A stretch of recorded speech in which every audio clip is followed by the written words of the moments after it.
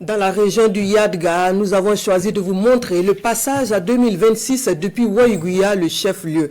À Waïguya, entre célébrations dans les lieux de réjouissance populaire ou églises et autres lieux d'adoration, le réveillon s'est tenu. Le point dans ce compte-rendu de Karim Ilboudou, Alidou, Alain Sawadogo.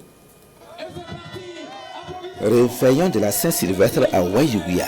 Les maquis, les boîtes de nuit et certains points événementiels sont les meilleurs points d'attraction de la jeunesse. Sur les terrasses, tout comme dans les boîtes de nuit, c'est l'ambiance festive en attendant l'heure transitoire.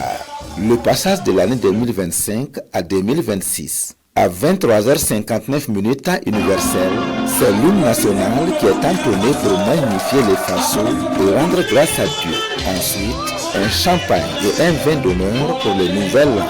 Surtout la paix pour notre très chère patrie. Voilà, et beaucoup de courage aux autorités du pays. On sent que c'est un travail très immense qu'ils mènent sur le terrain. Il y a eu des avancées. Parce que l'année passée, nous avions eu des villages qui étaient inaccessibles. J'ai pris Dieu que la guerre finisse au Burkina Faso et puis la paix revienne au Burkina Faso. Que nos anciennes habitudes reviennent, les enfants puissent jouer en paix et que l'argent revienne. Dans certains points, comme la salle de banquet de la mairie, c'est une action de grâce et aussi une reconnaissance de la bravoure des autorités du pays et des FDS et VTP. C'est parce que dans notre région, on peut commencer à bouffer l'air frais.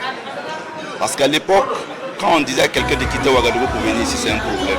Mais aujourd'hui, grâce aux leaders charismatiques, à la boussole de la jeunesse africaine, je vais parler de son excellence le capitaine Ibrahim Traoré, les lits bougent.